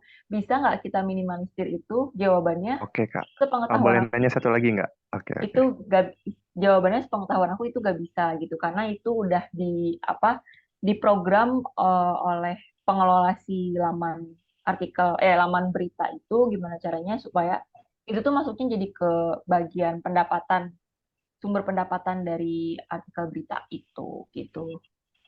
Oke, Kak. Boleh nanya satu lagi nggak? Boleh? Boleh, silakan. Ini, sebentar. Tadi ini. Aku lupa. Lanjut ke orang Oke, selanjutnya aja, Kak. oke, Oke, oke. kalau gitu. Ya udah itu aja. Makasih banyak, Kita Kak. sangat Oke. terbatas ya. Kita next ke pertanyaan selanjutnya. Thank you, Muhammad Alfarisi. Dari Karyo, Jakarta. Boleh, halo Karyo. Kalau Kak, sebenarnya kedengeran nggak? Kedengeran? Kedengeran. Oke. Ini Kak, aku mau nanya, kalau kita nulis, kan itu kan apa kayak nulis media online itu kan ada itu ya point of view-nya gitu kan ya setiap tulisan gitu. Nah, kalau misalnya kita nulis sesuatu, tapi point of view-nya itu ini apa bisa berbeda-beda gitu. Eh, apakah semua point of view yang kita tulis itu ada pengaruhnya di kurasi artikel yang kita apply nggak nanti? Misalnya kayak apa ya, misalnya kayak contoh sederhana ya, pakai point of view orang pertama gitu, nulis satu berita, habis itu di artikel selanjutnya saya mau nulis pakai point of view orang ketiga gitu. Itu dari pengaruh kurasinya itu ada nggak sih Kak? Misalnya kayak yang pertama lebih cepat atau misalnya yang orang ketiga malah lebih cepat gitu. Gitu mungkin itu pertanyaan saya.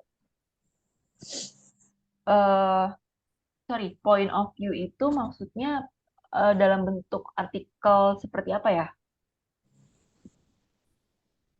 Dalam bentuk eh, artikel ini sih, artikel berita.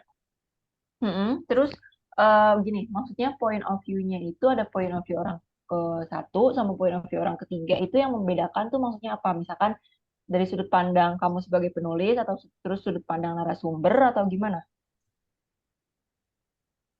Maksudnya jadi point of view itu eh, dari sudut pandang si penulisnya sih.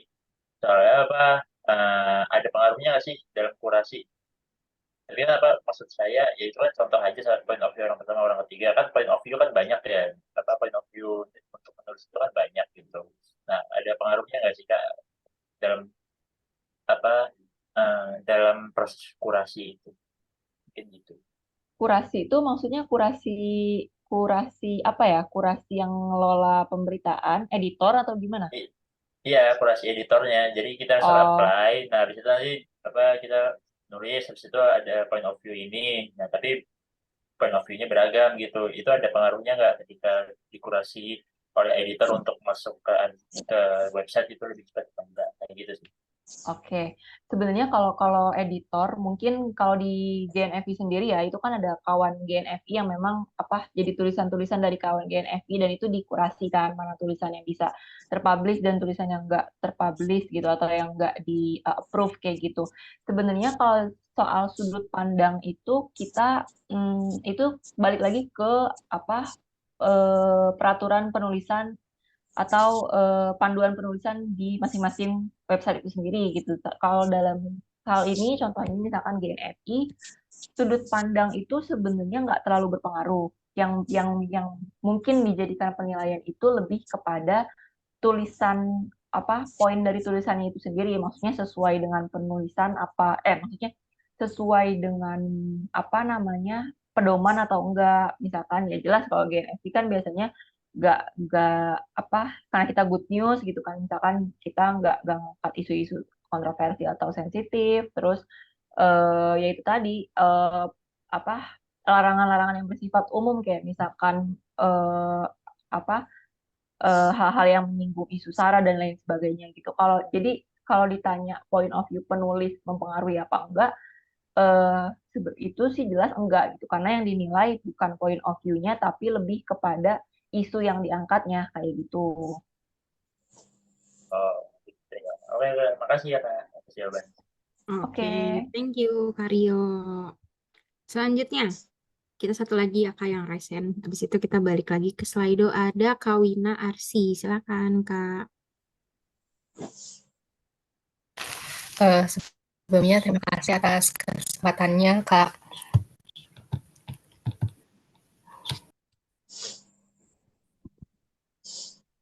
Halo. Halo Kawina. Menghilang Kona. Kawina. Halo, suara saya terdengar? Nah, kalau sekarang Suara saya kedengaran. terdengar? Iya, kedengaran. Silakan. Oke, baik. Terima kasih, Kak Yosi atas kesempatannya. Yang ingin saya tanyakan mungkin yang berkaitan dengan tadi yang sempat dijelaskan oleh Kak Arifa di slide yang mengutip sumber data langsung itu. Nah, yang Menparekraf Sandiaga pendapatnya gitu yang ini kebetulan delegasi ASEAN yang dialog TG itu kan di akhirnya tuh ada kata Menparekraf Sandiaga. Nah, Ya. yang menjadi pertanyaan tuh setelah dialog tag itu kan dimulai lagi dengan huruf kecil gitu ya, bukan kapital kalau setahu saya. Kalau misalkan untuk penutup dari dialog tag itu kita dimulai dengan huruf kapital. Nah, apakah itu ada kesalahan penulisan atau bagaimana, Kak? Terima kasih. Oke, silakan Kak Arifa. Sorry, ya yang mana? Coba bentar aku sambil lihat contohnya ya. Di slide Ini tuh. loh, Kak, yang slide mengutip sumber data langsung. Kalau setahu saya gitu menulis setelah dialog tag gitu eh, kata awalnya lagi tuh huruf kapital, cuman di sini contohnya tuh huruf kecil gitu kata Menparekraf Sandiaga. Sebentar, Oh, sebentar. kata-katanya, tapi yang huruf K-nya ya? Iya, yang itu benar. Hmm. Mungkin boleh dikonfirmasi Kak Oh, Arifa. Dan di oke. PPT itu maksudnya ada kesalahan penulisan atau yang benarnya emang seperti itu? Oh, oke. Gini, karena kalau bentar. Karena kata kakaknya besar itu biasanya kan kalau huruf besar itu kalau sebelumnya itu diakhiri dengan tanda titik ya. Cuman di sini di kalimat ini yang memang kebetulan aku ambil dari apa namanya website Kemenparekraf bagian siaran pers ini tuh di sini apa setelah saya rekomendasikan untuk post event trip adalah Belitung, koma. Nah, ini tuh masih koma, bukan titik gitu. Jadi biasanya kan memang kalau di penulisan kata yang memang di huruf besar lagi itu kalau diakhiri dengan titik kan. Kalau misalkan setelah koma itu masih masih apa namanya huruf huruf huruf biasa, huruf kecil seperti itu. Seperti itu. Terjawab nggak? Halo Kak Wina. Terjawab. Terima kasih atas jawabannya Kak Rifa. Soalnya sempat bingung juga sih karena kan saya beberapa kali nulis itu suka salah kalau misalkan ini tuh sebenarnya yang benar yang mana sih gitu. Oke. Lihat di internet kayak gini, tapi kok yang penjelasan kayak gini seperti itu. Alhamdulillah sudah Oke. Oke, kalau gitu. Next, kita ke slide lagi ya teman-teman. Pertanyaannya banyak banget, jadi mohon bersabar ya. Oke, ini Lionel Messi keren banget ya yang hadir di kelas ini. Kak, kalau dalam satu peristiwa bersamaan, misalnya nih kebakaran museum kemarin dan banyak Mm-mm. media yang meliput isu yang sama, Mm-mm. agar nggak terkesan plagiasi atau mirip, itu gimana ya caranya? Boleh Kak Oke. Arif? Supaya nggak terkesan plagiasi atau mirip gitu. Sebenarnya memang itu udah jadi salah satu apa ya? Kalau kita nyebutnya bukan risiko, tapi memang apa namanya? Bukan risiko, tapi memang salah satu hal yang nggak bisa hindari gitu. Karena kalau yang namanya peristiwa, apalagi misalkan Museum Nasional kebakaran, ya itu kan pasti pemberitaannya pasti emang seputar itu aja gitu loh. Pasti yang ditanya itu pasti penyebabnya apa, eh, waktu kejadiannya bagaimana dan kayak gitulah gitu, karena itu pasti jadi hal-hal yang udah pasti sama gitu dibahas oleh media apapun gitu, mau mau dia apa namanya ngutip dari siaran resmi atau terjun langsung ke lapangan pun pasti akan sama aja topiknya gitu. Mungkin yang akan jadi pertanyaan adalah gimana supaya terhindar dari kesan plagiarisme itu tadi ya gitu. Jadi mungkin nah di sini adalah tugas atau kesempatan tingkat kreativitas dari si jurnalis atau si wartawan itu sendiri diuji gitu loh. Jadi kayak gimana caranya kita dalam membuat suatu kalimat itu ya jangan sama dengan penulis lain gitu, walaupun mungkin agak sedikit susah gitu, tapi di situ kreativitas kita dalam memparafrase suatu kalimat itu dibutuhkan gitu. Kalau misalkan eh, pada Sabtu, misalkan kemarin tuh kejadiannya tanggal 15 ya, hari Jumat berarti ya. Pada Jumat 15 tanggal sekian gitu telah terjadi kebakaran di Museum Nasional dan lain sebagainya gitu. Itu misalkan umumnya seperti itu.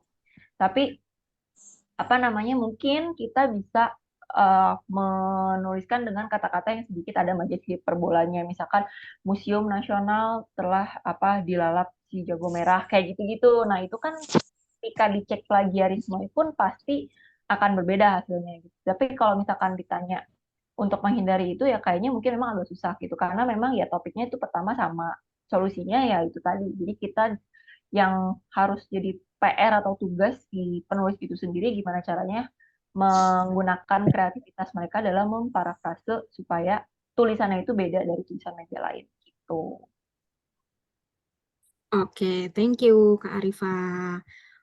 Oke, teman-teman, pertanyaannya masih banyak banget, tapi tadi itu jadi pertanyaan terakhir ya Kak Arifa untuk malam hari ini. Buat teman-teman yang belum terjawab pertanyaannya, ini masih banyak banget di Slido juga masih banyak, dan juga masih banyak. Teman-teman luar biasa semangatnya. Nanti pertanyaannya bisa ke Telegram ya. Jadi yang belum masuk grup Telegram boleh masuk dulu ke grup Telegramnya. Kalau yang jarang buka Telegram karena GNF Academy harus dibuka lagi Telegram. Oke. Terima kasih kepada Kak Arifa atas pemaparan Sama-sama. materi dan Terima sesi kasih. Q&A-nya tadi. Dan dari Kak Arifa nih, ada nggak closing statement nih Kak untuk kelas malam hari ini? Oke, closing statement ya. Mungkin kalau closing statement itu lebih kepada untuk teman-teman yang baru mau mengawali entah itu karir atau mau mengawali perjalanan sebagai seorang penulis, apalagi kalau spesifik sebagai jurnalis atau sebagai wartawan gitu loh. Eh, Tadi juga mungkin udah ditanya sama teman-teman gimana ya, maksudnya sekarang itu kan banyak gitu artikel pemberitaan yang dari judulnya itu nggak sesuai dengan judul, ibarat dalam tanda kutip hoax dan lain sebagainya gitu. Eh, Closing statement aku memang untuk teman-teman yang baru pertama kali terjun di bidang ini, memang intinya harus membulatkan lagi tekad, bukan membulatkan tekad, membulatkan lagi niat utama kalian sih. Maksudnya kalian mau jadi seorang jurnalis atau mau jadi seorang reporter yang menulis berita itu tujuan utamanya apa gitu. Kalau cuma sekedar mau nulis, oh saya suka nulis, jadi saya pengen nulis gitu. Oh, ya udah gitu. Tapi alangkah lebih baik kalau misalkan kalian itu punya punya fokus yang memang tujuannya saya mau nulis jadi seorang jurnalis dan wartawan yang memang tujuan utamanya pengen menyebarluaskan informasi yang kredibel, yang bisa membuka wawasan masyarakat, yang bisa menyuguhkan berita yang sebaik-baiknya, informasi kepada masyarakat tanpa ada campur tangan pihak lain atau pemihak ke pihak lain kayak gitu. Jadi intinya harus dibulatkan lagi tekad kalian kalau mau menjadi seorang jurnalis atau wartawan itu tujuan utamanya itu apa gitu. Oke, thank you Kak Arifa. Yang paling penting ya Kak harus sesuai dengan kode etik. Kita perlahan-lahan mengubah budaya ya Kak. Betul, betul, Oke, betul. next teman-teman, ayo kita foto bersama untuk mengabadikan kelas malam ini ya. Karena nanti Ya, akan ada kelas-kelas selanjutnya yang lebih menarik dan sangat menarik. ya, Oke, betul. Teman-teman yang belum on cam boleh ya on cam dulu, aku tunggu. Ini kayaknya udah sibuk sama absen ya. Sabar ya teman-teman. Absennya ntar ada, tenang aja. Oke, on cam. Kita banyak banget Kak. Hari ini ada 600 650 orang. Terima orang. kasih ya semuanya yang udah Luar meluangkan biasa semangatnya. Semoga sampai waktu. akhir ya teman-teman Yeah. Masih semangatnya. ada banyak. Nanti setelah aku ada pemateri yang lebih lebih top lagi, itu ada foundernya GNFI, itu kalian bisa dapat lebih banyak ilmu. Tuh, udah di spoiler duluan sama Kak Arif. Oke, karena udah banyak yang on cam, kita on cam. Teman-teman kita ada 19 slide, tapi yang di foto yang bakalan ada teman-teman on Foto. cam ya. Oke, kita foto ya teman-teman. Karena kita nggak tahu kita di slide berapa, jadi ditahan aja fotonya ya. Oke, teman-teman boleh dibantu ya untuk fotonya teman-teman admin. Kita nih teman-teman, 1, 2, 3. Next, 1, 2, 3. Lagi, 1, 2, 3. 1, 2, 3. Oke, terima kasih teman-teman. Terima kasih banyak semuanya. Oke, Kak Arifa boleh meninggalkan room ya jika ada keperluan lainnya. Untuk Oke. teman-teman lain, jangan keluar dulu karena ada informasi dan terutama absen. Oke, ada informasi dulu nih yang mau aku kasih tahu. Yang pertama, tentang, oke, suaraku, oke, next. Suaraku rada menggema ya. Oke, ini lama-lama aku diomelin karena absennya nggak muncul-muncul. Oke. Yang pertama, untuk teman-teman yang khusus di wilayah Sumatera Utara dan Jawa Timur, jangan lupa untuk ikut programnya GNFI, yaitu Lokal Kontributor, untuk bantu sebarkan kabar baik di daerah kalian ke seluruh Indonesia ya. Untuk infonya bisa dilihat di link di sini, dan untuk daftarnya bisa lihat juga link yang ada di sini. Next. Selanjutnya tentang LHDP. Kalau tadi terbukanya hanya untuk teman-teman dari 2 daerah, yang ini terbuka untuk umum. Kalau teman-teman emang pengen dapat mentoring eksklusif ya dari para good mentor, teman-teman boleh ikutan Local Heroes Development Program. Dan ini dibuka sampai 4 Oktober, jadi jangan sampai kelewatan ya. Next. Oke. Yang selanjutnya adalah teman-teman boleh bagiin keseruan kelas malam hari ini karena tadi seru banget, pertanyaannya luar biasa, banyak banget ya. Dan jangan lupa tag Goodsite ID, GNFI, dan futureskill.id. Next, selanjutnya adalah yang ditunggu-tunggu oleh teman-teman semua adalah link absen mana ya. Nah, ini teman-teman boleh dilihat ya, boleh di langsung scan QR-nya atau bisa di klik juga nih bit.ly/presensi GA garis FS1 ya. Oke, aku selaku MC akan menutup sesi malam hari ini. Terima kasih teman-teman, antusiasnya sangat luar biasa. Semoga pertemuan-pertemuan selanjutnya tetap semangat ya, karena kelasnya masih banyak banget. Semoga ditahan semangatnya sampai akhir nanti supaya informasi atau ilmu yang didapetin gak setengah-setengah tapi full ya. Aku selaku MC mohon maaf jika ada kesalahan, dan semoga yang disampaikan Kak Arifa tadi sangat berguna untuk teman-teman. Aku yakin juga sangat berguna banget. Dan sampai jumpa di kelas selanjutnya. Selamat malam dan selamat istirahat. Dadah. Yang resen kenapa? Ada pertanyaan tentang absen? Linknya nggak bisa, Kak. Linknya nggak bisa, link Ya, absennya. melewati batas waktu. Oke, wait ya.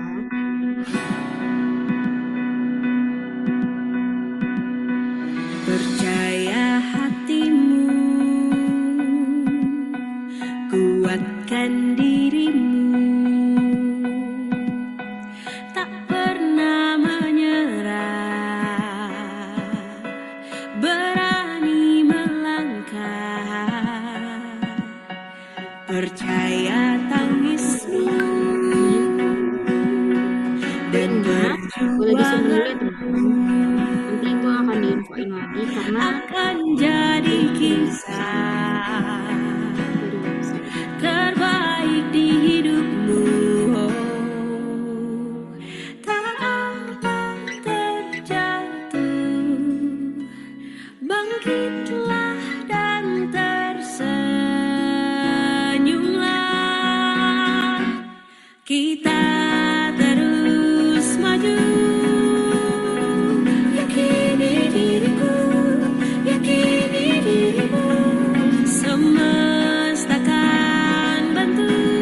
Linknya bisa disimpan dulu ya teman-teman. Nanti dilanjut akan disimpan. Merakit mimpimu, melesatlah seperti peluru.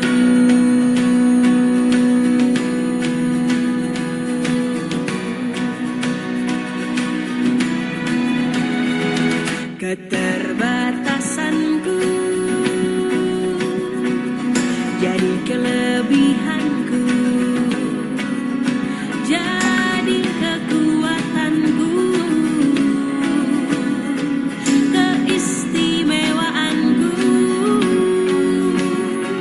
Tak apa terjatuh, bangkitlah dan tersenyumlah. Kita terus maju. Yakini diriku, yakini dirimu, semesta akan bantu. Merakit mimpimu, merakit mimpimu, melesatlah seperti peluru.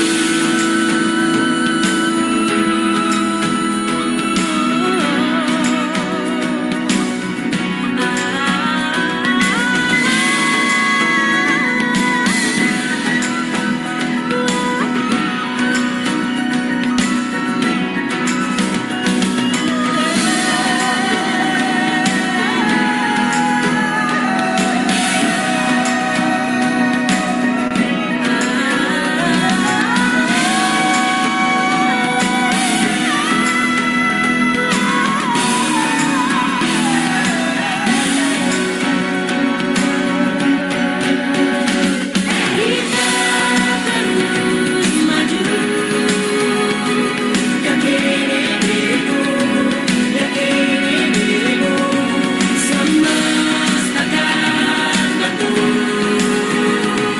Merakit mimpiku, merakit mimpimu, kita terus maju.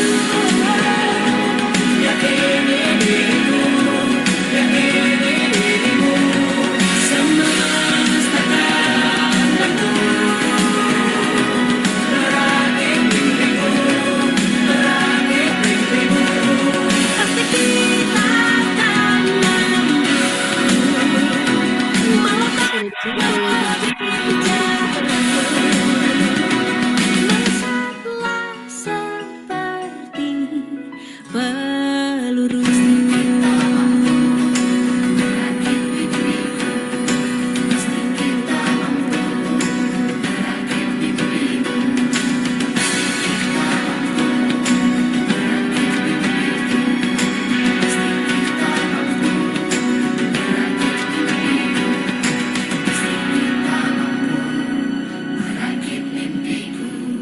Pasti kita mampu merakit mimpimu.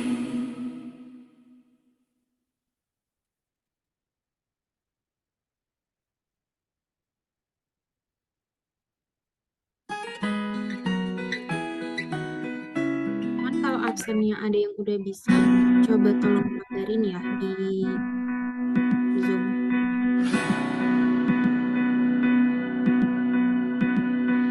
Percaya hatimu, kuatkan dirimu, tak pernah menyerah, berani melangkah. Percaya tangismu